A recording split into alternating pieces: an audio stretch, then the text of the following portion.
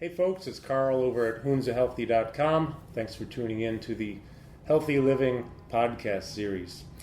So today our video topic is staying on track with the healthy dietary lifestyle that you have adopted and implemented in your life. And in particular today, we're going to talk about traveling, staying on that healthy dietary lifestyle as you travel, because this is one of those things that tends to throw people way off. Food access, knowing where to go. So, today I have a very special guest with me, somebody who has done extensive traveling all over the world, many times.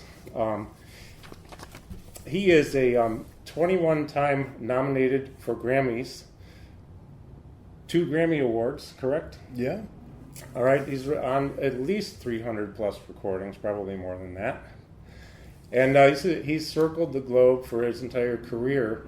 And when I put this video together, the idea for the video together, I couldn't think of anybody with more experience having to deal with issues of traveling and maintaining a healthy dietary lifestyle, which he will tell you what kind of lifestyle he's been living for the past few years, dietary-wise. So he is one of the most sought-after bass players and musicians out there. He's been a big influence on me, not only as a musician, but as a person. And I'd like to introduce my very special guest and my friend, Jimmy Haslip. Glad to be here. Really an honor to have you share with me, talk with me and share with our viewers. And I appreciate you inviting me in. And you're not used to talking about food in your interviews, are you? No, this is I have to say, is the first time. It's usually talking about the bass or music, so we're going to talk about vegetables today. Which is fine with me. So, so just a little history. 3 years ago, I recorded a CD with a band that I used to be with, and we asked Jimmy if he would come and produce for us, and he was very kind and generous and said yes. So although I knew you a little bit before then, that week is when we got to know each other better, because we were in the studio all day and shared a lot of conversations and really great times, a lot of meals together. We did. Of course, I learned as I was segueing into this career now as a trainer and a nutrition counselor, I know you had shared that you adopted a certain dietary lifestyle many years ago. Yeah. Can you tell us what you've been doing, when it all started, and, we'll get to some other things here too. Tell us about the beginning of the general dietary lifestyle that you adopted. Well, it goes all the way back to 1970. I'd just gotten out of high school. I was in college.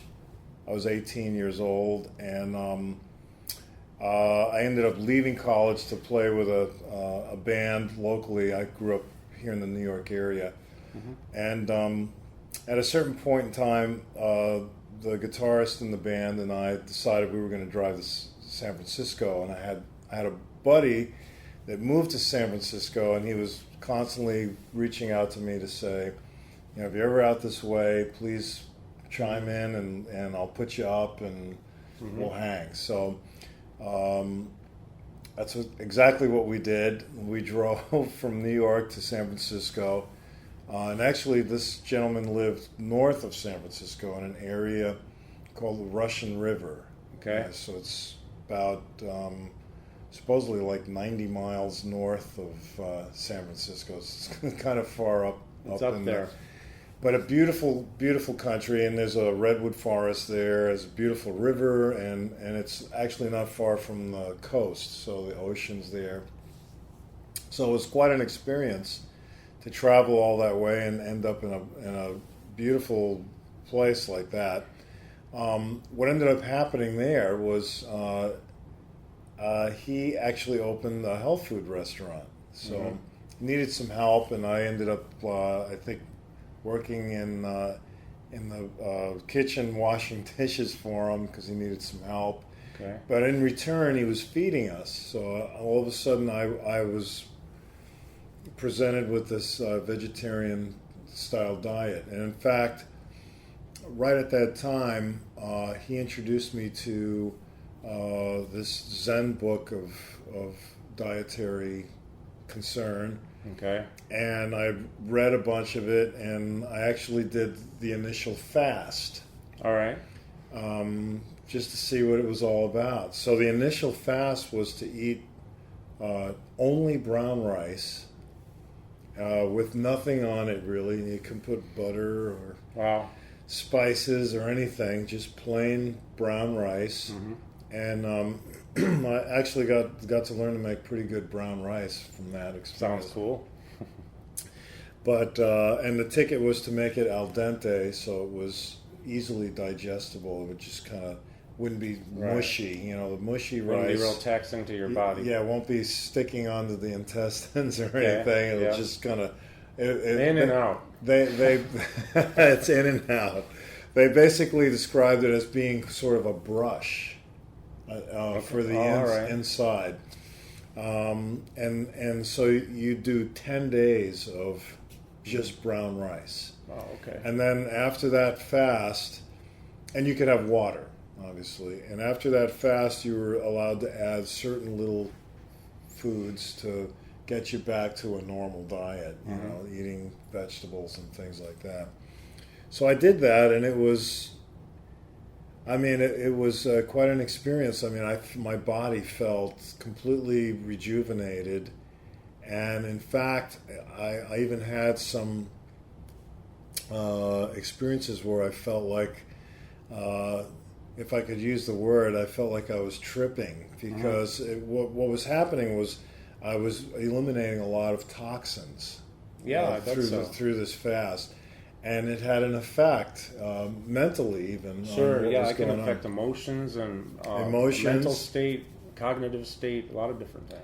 And then also I started, right during that time and thereafter, for months, I started noticing, without much effort, I was losing a lot of weight. In fact, when I got there, I weighed about 350 when I got there. I was a big boy. Okay.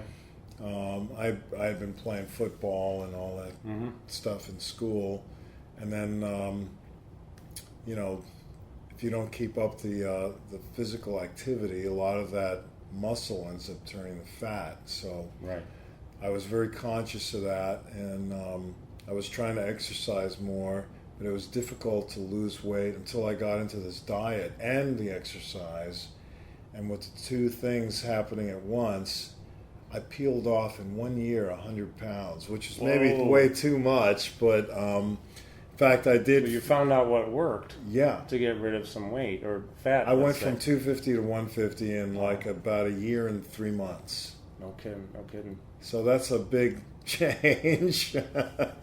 Wow. So that was the beginning of vegetarian. Right. That started the whole thing, and in my head I thought, there's something to this. I feel better, obviously, because I lost the weight, but even the types of foods that I was taking in, I stopped eating red meat.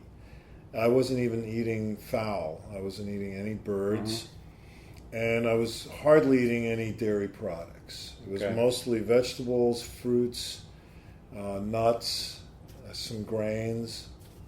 All right. So it was pretty strict, but I also got a bunch of good cookbooks, like the Vegetarian Epicure, which is like a standard Bible of vegetarian cooking. So I started learning how to cook all these dishes, just using these natural, healthy vegetables and grains, and I used some spices. I got really into curries. And things like that. So I happen to like spicy food. So, and I think spicy food is okay for you if your system is okay with it. Yeah, some people. I have a question about that too. Yeah. Speaking of spices, you mentioned curry. Yes. Did you find that helpful in the cleanse at all? And part of the fasting. Did you use that as part of the fasting? Or? I didn't. I didn't really concentrate on spices for fasting, and actually, normally when I fasted at that time, it was just either just a water fast for a few days, where like I would do 2 days of no food, no solids, and I would just drink water. And then, of course, you have to be really careful. Make sure you're not feeling weak or anything like Sure. that, because if things start tumbling in some manner, you have to stop the fast and put some solid food in you, maybe Sure. small amounts too. That's another thing I learned is you don't need a plate of food this big. You can just eat a plate of food that's about the size of your fist. That's you what know? they say. And then I also talked to certain people that were interested in not just eating 3 square meals. They would say eating small meals and maybe eating 6 meals a day. So just but small amounts, just to keep the motor running, and it helps with digestion, so you don't have a ton of food to digest. Well, it helps regulate a lot of things too, I think. I eat primarily 5 to 6 times a day. Yeah. There's smaller meals. I feel like, first of all, when I eat that way, I'm not feeling all distended, and my blood sugar seems to be better regulated that way. I'm not whacked out from too much of anything. Right. So that's a good way to go. Yeah, I think so. It works for me. Now, let me just interject. I'm telling you all these things that work for me. Mm-hmm. They may not work for somebody else, but at least just being aware of there's alternative ways of eating and putting food into your body, and everyone's different. So you just gotta maybe at first test some things out and see what works, what doesn't work, and then obviously eliminate the things that don't work. Right. And, focus on the things that do work. And you'll find that, if you have a diet or even several diets, I have several diets, actually. Actually, that's a good, your body appreciates that too, I think, when you vary things up. And I want to get to that, more about that, but I also think it's a good time to segue into, you have a very demanding life, actually, your job, because you have so many things going on. You're producing CDs for other bands that are up and coming.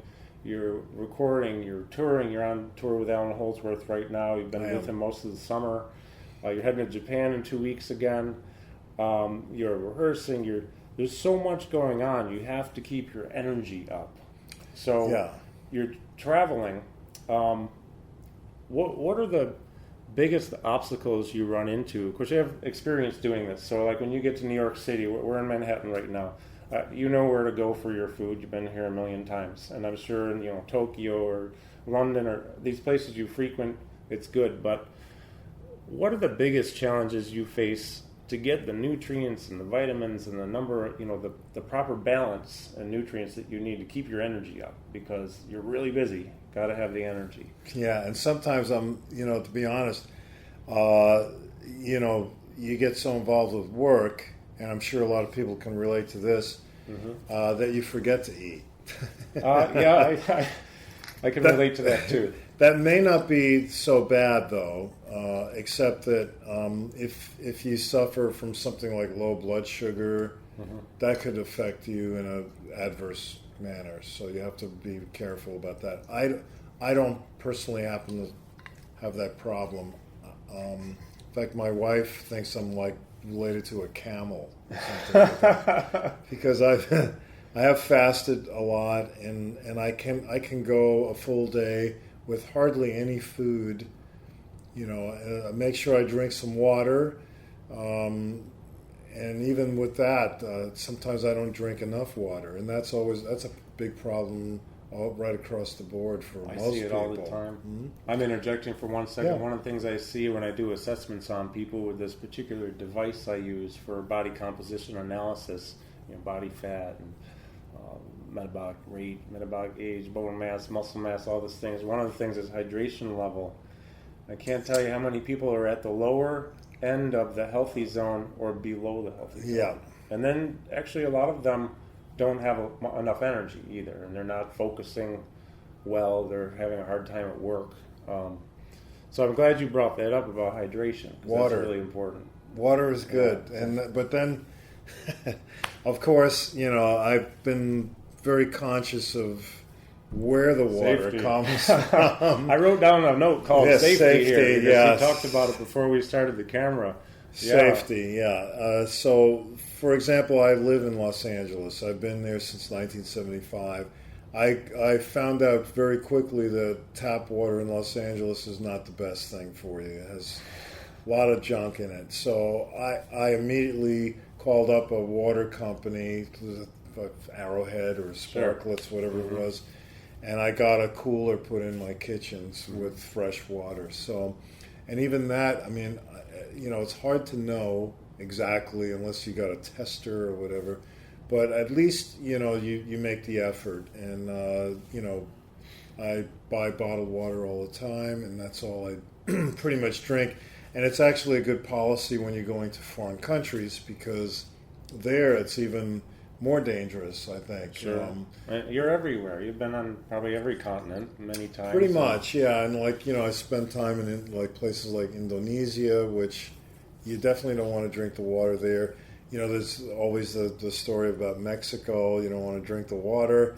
It's true, although they have been making efforts. I know that in certain hotels that are like what they call American hotels, they somehow they have filtered water or water shipped into the hotel so that the patrons that frequent the hotels don't get sick.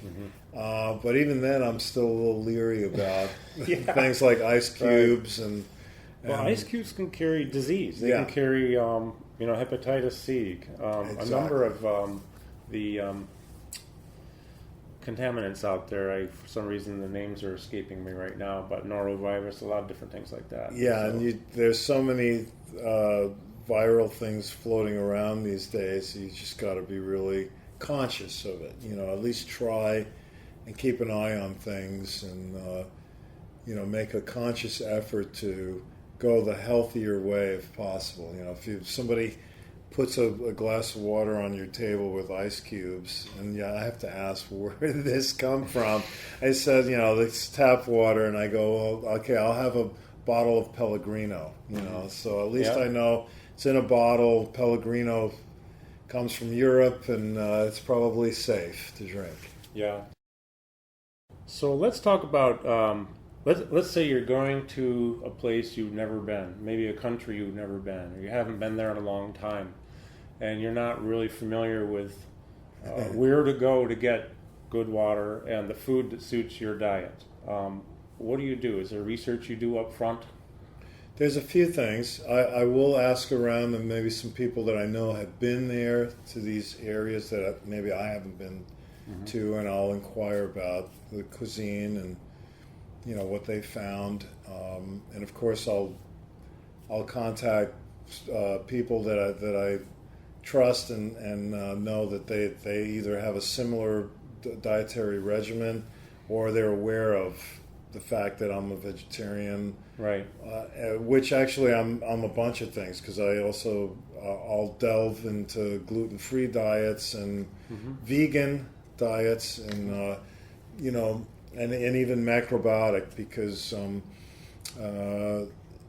sometimes I feel like I need more protein in my system, and even though I don't eat meat, the one thing that I will eat on occasion just to escalate the protein intake would be fish. And, but I'm very finicky about where the fish comes from and what type of fish it is. Well, I don't blame you. Yeah. You have to be careful. Yeah.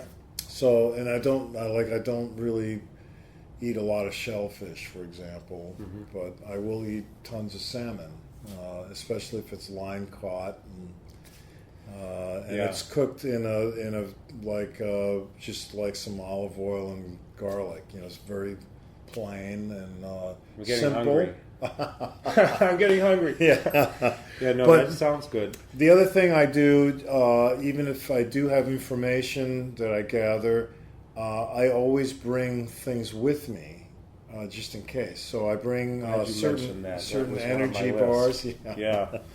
There's certain energy bars. I've been eating all different kinds of things, and there's always new things coming out. So, obviously read the labels, and I see what's in these bars. Some of them are bogus, some of them are very healthy. So, I look at that, and or I'll just bring a big bag of like trail mix, so that'll have dried fruit and nuts. Right. That's a good combination of things, and if I could live on trail mix for days. So me too. Yeah. So you get protein, you get carbs, there's a lot there. It's a lot there. It's good energy, actually. Yeah, it's excellent energy. It's clean, burns clean. So I always feel good eating that kind of food. So like if I go to Indonesia for like 3 days, I don't really want to eat the food there because they don't have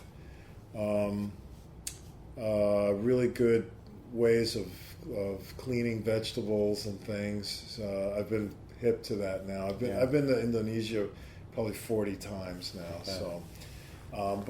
So normally if I go to a place like that, I'll just bring a big bag of trail mix, some energy bars, and I can just live for 3 or 4 days on that. And it's not the healthiest thing you could do, but at least you're burning clean fuel. You're staying healthy, and you're not going to get sick. Yeah, because you're eating this food that's a key factor too. You brought. Man. Yeah. Have you ever been sick when you're out there? Like, let's say from food that just debilitated you, like you just couldn't do a gig. Let's say. I could probably count it on one hand, but yeah, I got food poisoning in a few places, and a few places that you probably wouldn't expect. Like I would have never expected getting food poisoning in Italy, but it wasn't their fault, really. The dish I ordered, I wasn't really thinking about it. I love risotto, and I make it myself, but I use a vegetable stock. Okay. Normally they use chicken stock. All right. In risotto. I wasn't thinking about it this particular night. I saw risotto on the menu. I ordered it. It tasted like it was rich. It was richer than normal, but I didn't really still think about it until after I ate quite a bit of it, and then I realized, I bet you there's chicken stock in here, and then it's a matter of how good the chicken stock is. True. Yeah. But I did get food That poisoning could be a few days old. And it was food poisoning that probably a normal person wouldn't get. Only I would get it because my body isn't used to having that chicken or beef or any thing like that. I mean, it's been since 1970 since I've had real fowl or red meat. Okay. So if something accidentally gets in my system like that, my body reacts violently. But the good sign is that my body reacts violently for a short period of time because it's very clean. Yeah, so good. It just gets rid of whatever it is that's bugging it, and then I need like maybe 24 hours to kind of recuperate, because as you know, when you have food poisoning, you sweat a lot. Sure. You lose a lot of fluid. So you got to drink a lot of water. You lose a lot of energy too. I had salmonella once, and it was just awful. That kicks your ass. It was 6 days from hell, and it was terrible. Yeah. And I've actually been really careful ever since. Yeah, you have to be really careful. I've become somewhat of a germaphobe, and kind of because I don't within ever reason. Want that again. No, it's just terrible. You don't want to have that ever. It's bad. So it's it's all about these things we were talking about, and just being conscious of where you are. Asking questions. If you're in a restaurant, I ask a lot of questions about certain things, and they look at me strangely, but I'm fine with that. That just reminds me, when we were on the phone the other night, an obstacle I never would have thought of is a language barrier.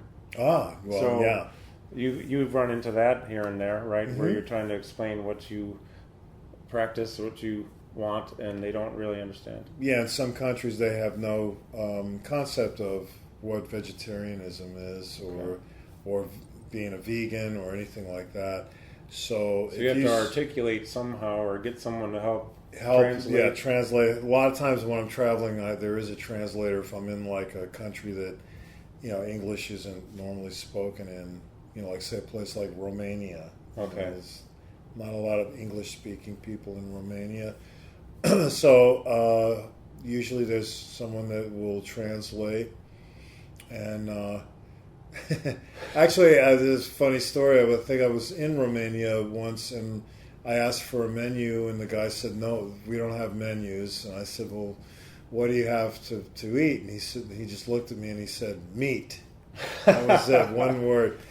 So I said, "Okay, well," I said, "Do you have any salad or a piece of bread or something like that?" So they brought out some carrots that were chopped up, and so there I found something, and I just nibbled on some carrots, and I had some fresh bread, so I had some bread and carrots, and that was my dinner for the night, and I was fine with it. I think it's great how you're all over the globe, and you're managing this. Whereas, and it's an education process. A lot of it comes from the experience of having to deal with it, and applying yourself to making an effort to deal with these things, as opposed to just giving up and saying, "Nah, I guess I'll just eat meat today, or I'll eat."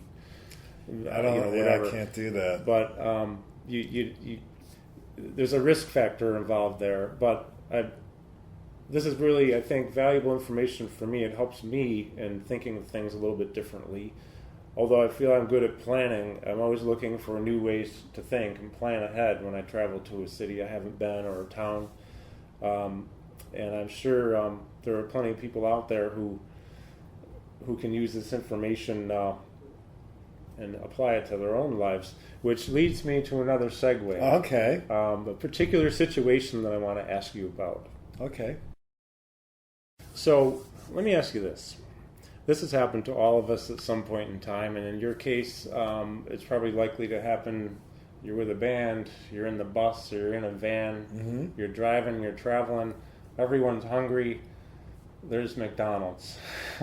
How do you handle that? McDonald's, Burger King, yes. There's plenty of places to go where you KFC, whatever. Yeah.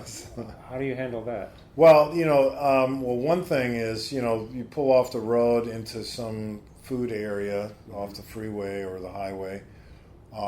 Everyone says McDonald's, so you go, fine, I've been there plenty of times. So I remember in the 80s, a few times I just, there was, I was hungry or whatever, so I went in and I got an order of fries and a fish sandwich. Well, I regretted that, because that made me feel absolutely awful. Yeah. And so I think I tried that maybe 2 or 3 times, and then I knew after that I said, okay, that's it. No more any McDonald's. It's not worth it. When you don't eat that stuff, your body really notices when you do. So. I'm telling you, it's unbelievable. So if we pull into a place like that and there's no other place around, then I abstain. And like I say, normally I have stuff with me. Right. So you're prepared. Everybody has a Big Mac, and I have a fat energy bar that tastes good and is good for my body. Then there's times where there might be a convenience store, so in a gas station or whatever, and I see that, so I'll wander in there and see what they have. And if I'm lucky, I might find a bag of pistachio nuts. That's okay. That's not going to destroy you. I might find a box of raisins, then I'll make my own trail mix. Sure. Yeah, that's a good idea too. Pistachios, cashews, raisins, shake it up, and you got a little instant trail mix from a truck stop. Well, what I like about what you're doing is this is something I try to help my clients with in the nutritional counseling portion of things, is what you won't eat. Yeah. And what you will eat that is optimal. But you also know that I like that idea. If you're going to eat, you can have a backup plan that's maybe not the best plan in the world. No. But it's not going to send you to the hospital. It's not going to make you feel crappy. And and it'll put a little fuel into your planning. body. Yeah, you get good good energy, a good mix of carbs, protein, some nutrients, things you need to keep the energy up. And you're planning ahead, though. I mean, you know ahead of time. And I think this is where a lot of people, it's just a lack of experience, or maybe not even thinking about planning. Go on vacation, go off the diet for a week, and not even think about it. Now, I think more people are starting to pay attention to this kind of thing, plan ahead a little bit more. But I meet people all the time who don't, and they come back after a week and they're like, oh, I just feel terrible. Yeah, I feel horrible. I gotta start over again. And so what you're sharing, I think, is going to resonate with a lot of people, because you can plan ahead. You can have your first of all, you're vegetarian. You don't have to be a vegetarian. You just want to adopt a dietary lifestyle that works for you, that's healthy, gives you the energy, nutrients, vitamins, minerals. You have your plan A, try to stay with that. You have your X plan, which is never do, but plan B is the nice one, the one you can, it's like, okay, if I get stuck at a convenience store and I've got to get food, right? You have something to fall back on. Right. What other advice do you have for our viewers about maintaining healthy dietary lifestyle? Well, moderation in anything. Even if you eat meat, and believe me, I got two step-boys who eat meat. Mm-hmm. In fact, my stepson Noah is a chef, and he's a chef at a barbecue restaurant. So I remember when they were, I had them when they were young guys, and I remember making burgers for them. But I would go to a gourmet market or a really good butcher to get the best ground beef, and I would, just cook it with some olive oil or garlic, and I would just put really nice ingredients with it, and and they would just have that every once in a while, Right. So moderation with anything. True. That works. I was just thinking of something when we were talking about, having a contingency plan for diet. And like, say you haven't eaten all day and you got to have something. Now you're feeling a little lightheaded. Maybe got to have something to eat. And all you can find is a bag of salted peanuts or cashews. Go for it. It's still, those are nuts. Those are a good source of protein. But get yourself a giant bottle of water. So true. You can drink that and dissolve some of the salt content that would probably be in that bag. So these are combinations of things that you can think about, easy to do, and it'll keep you in good shape. Until you can sit down and have a wholesome meal, it'll get you through the day. Well, that sounds like great advice to me. I love it. And, it works. It actually works. And I abide by that religiously, basically. And to be honest with you, there's days where I can't find anything, and I personally am okay with not eating. And then I will just call the day a day of fast. And, and I will concentrate on that, and I'll meditate, and I'll do other things, do some yoga, and I'll still drink water, so you got to have water. Right. So it'll be a water fast. Sure. Yeah. And I'll be good for it the next day. I'll have cleansed my body for a day with just water, and hopefully the next day will bring me some fresh broccoli and exactly some gluten-free pasta or something that I can have a nice meal with. Well, that's great. I also, if I could have one more thing. Oh, absolutely. Take your time. Another thing that over the years I've kind of leaned towards is I don't really like airplane food. So when I'm on an airplane, the whole thing we talked about, bringing trail mix and stuff with you, that works on an airplane. Yeah. If you're not going to eat. Well, you're on some long flights. I'm on the 12-hour flights. I'll be on one coming up from Chicago to Tokyo. That's going to be at least 10 hours flying time, and I'm not necessarily going to enjoy the food that they're serving. So I'm going to have some. I'm going to have some trail mix with me. I'm going to have some, nuts and things. I'll have some energy bars, and that'll be fine. I can get bottled water. Great. And between that, the other thing that I've learned, and I'm not a prude about this because I like to drink wine, and occasionally I'll even pour myself a nice glass of scotch on the rocks, single malt scotch. So, I there's value in all these things for your body, and as long as you don't abuse anything, you're going to be okay, Yeah. So, drinking water is good, but on an airplane, I never drink alcohol. It's just something to do with the altitude and the fact that you do get dehydrated in an airplane, and you're getting piped in this horrible air that's recycled. So anything you can do to stay as healthy as you can on that airplane, I'm going to advocate. So water and some very simple foods. Sounds good.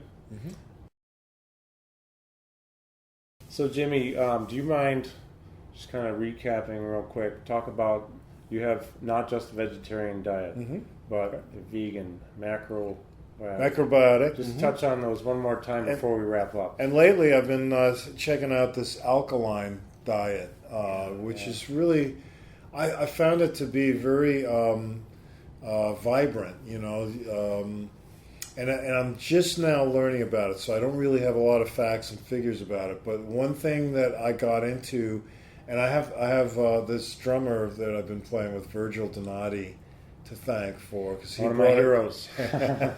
He's really into some healthy eating, and he's a really strong he and I guy. were talking a couple months ago here at the Iridium, and we got talking about diet, and it was real interesting to listen to him talk about. He's very conscious. Minerals, nutrients, particular things, real particular. He lifts weights, he works out, he's in good shape, and to play drums, as you know, you have to be in good shape. He's got especially a lot going on. The way he plays, man. The guy's a powerhouse. He's a powerhouse. It's amazing. Yeah. So he's been looking into this alkaline diet, and he turned me on to it on this last tour I did in West Coast. And although I didn't get a lot of information from him, I'm starting to now read up on it. But one of the things we were doing in the morning was he'd make this little concoction, very simple.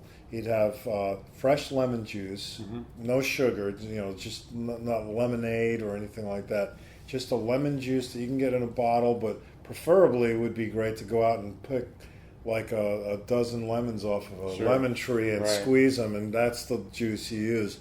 So something to that effect. He put some of that in a cup, and then he'd throw a teaspoon of baking soda. Baking soda is great.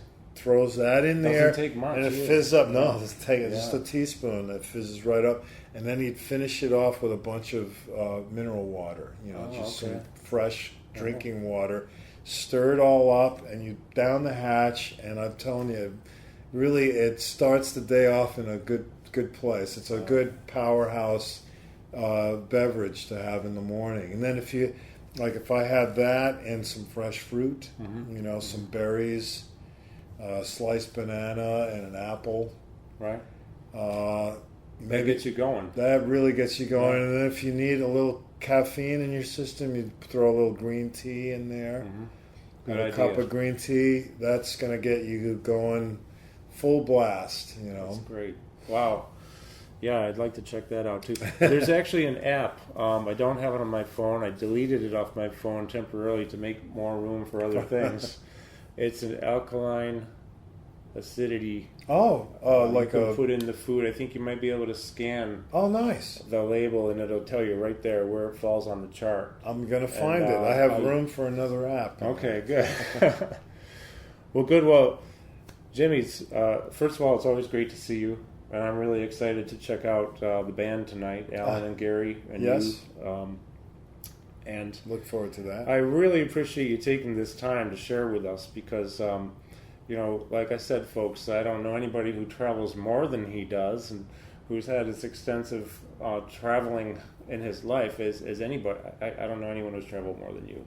So you're dealing with these things, and I guess the nice thing is that we now know for sure from somebody who's actually living this, we can plan ahead, and we can have our plan A, plan B, and we can work. We can prepare. We can bring things with us. Do research before we get to where we're going to find out where to get the foods, or maybe not have those foods and bring some in our bag with us. But your information has been very helpful, so it's my pleasure. I'll just add one more thing. Somebody watching this might have done the math, but I have a birthday coming up. Like I said, I started this dietary regimen back in 1970, 71 into 71, and then I've kind of kept it up in different forms and fashions, as you mentioned, vegan, vegetarian, macrobiotic, and I'll be turning, in December coming up, I'll be turning 63. So 63, man. You do not look 63.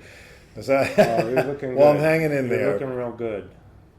But it can have some benefits in that area as well. And the way this guy goes with his schedule, I mean, it's unbelievable. It takes a lot of energy for anybody. Well, good. It's a good way to go, and of course, exercise is also a big plus to include. Absolutely.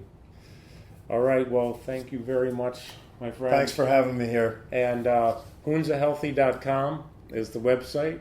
You can get more information there. Be sure to look up Jimmy. If you don't know who he is, look him up. Jimmy Haslip. We'll have some information running across the screen here. He's, again, I've been a mentor to me, a big influence in my life from way before I ever met you. You influenced me with your music, and then getting to know you as a friend.